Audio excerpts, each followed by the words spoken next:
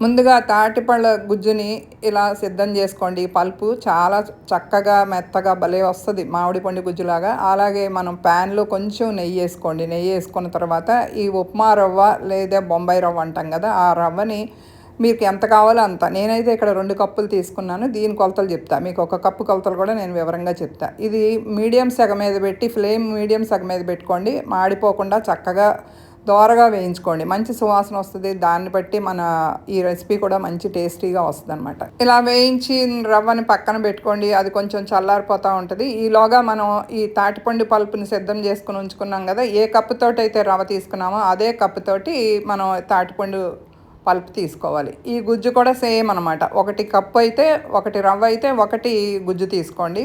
బెల్లం మాత్రం తరిగి పెట్టుకుని సన్నగా ఇలా కొంచెం తక్కువ తీసుకోండి. ఫుల్గా వేయొద్దండి. కప్పు నిండా మాత్రం వేయొద్దు. ఆల్రెడీ మాకు దీనిలో తీపి ఉంటుంది కదా పల్పులో, అందుకని చెప్పి కొంచెం తగ్గించేసుకోండి. అప్పుడే బాగుంటుంది. లేకపోతే బాగా తీయగా ఉండి బాగుండదు. ఇది బాగా కలిసిపోయేటట్టు బాగా కలుపుకోండి. సన్నగా తరిగితే బెల్లం తొందరగా కరిగిపోయి ఇలా జెల్లీలాగా జామ్ లాగా వస్తుంది. ఇదే మంచి సువాసన వస్తుందండి కలుపుతున్నప్పుడే. ఇది సంవత్సరానికి ఒక్కసారి దొరికే ఈ పండుని, చాలా పోషక విలువ ఉన్న ఈ పండుని మిస్ అవ్వకుండా ఏదో ఒక వెరైటీ చేసి పిల్లలకు కూడా పెట్టచ్చు. దానిలో ఈ బొంబాయి రవ్వను కూడా ఇలా వేసేసుకొని ఈ ఉప్మా నూకని 1 కప్పు రవ్వకి 1 కప్పు మనం తాటి పల్పు తీసుకున్నాం. 1/2 కప్పు వేసుకోండి కొబ్బరి, తురిమి పెట్టుకున్న కొబ్బరి, దాంతోపాటు ఒక 2 స్పూన్లు నెయ్యి. ఈ కొబ్బరి ఈ నెయ్యి వలన ఏంటంటే ఆ ఇడ్లీలు కానీ కుడుములు కానీ బాగా స్మూత్గా వస్తాయి. ఇలా బాగా కలిపేసేసి మూత పెట్టుకుని 1 గంట లేకపోతే అరగంట నానబెట్టుకోండి. అప్పుడే రవ్వ చక్కగా మెత్తబడి మనకి చాలా స్మూత్గా వస్తాయి అన్నమాట.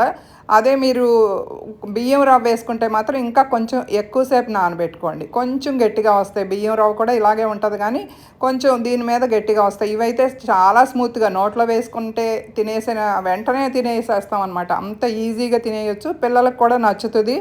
ఇది ఇడ్లీ అని చెప్పి పెట్టేయచ్చు పిల్లలకి. ఇది ఒక వెరైటీ ఇడ్లీ అని చెప్పి పెట్టండి. ఈ కాలం పిల్లలకి తెలియని వాళ్ళకి ఇలా పరిచయం చేయండి. బాగుంటుంది. హెల్దీ కూడా. చాలా విటమిన్స్, ఖనిజాలు, ఎన్నో పోషక విలువలు ఉన్న ఈ తాటిపండుని ఏదో ఒక రకంగా వాడుకోండి. ఇలా మొత్తం రేకుల్లో అన్నీ పెట్టేసి ఇడ్లీ రేకులో మామూలు ఇడ్లీ చేసినట్టుగా చేసుకోవాలి కానండి. ఒక 20 నిమిషాలు పడుతుందండి. మామూలు ఇడ్లీ తొందరగా అయిపోద్ది. ఇది కొంచెం టైం పడుతుంది. బెల్లం అన్నీ ఉంటాయి కదా. పూర్తిగా ఆరిపోయిన తర్వాత ఇలా తీసేయండి. ఇవి 2-3 రోజులు నిల్వ ఉంటాయి. చాలా టేస్టీగా ఉంటుంది. అసలు మిస్ అవ్వద్దండి. చాలా ఈజీగా చేసుకోవచ్చు.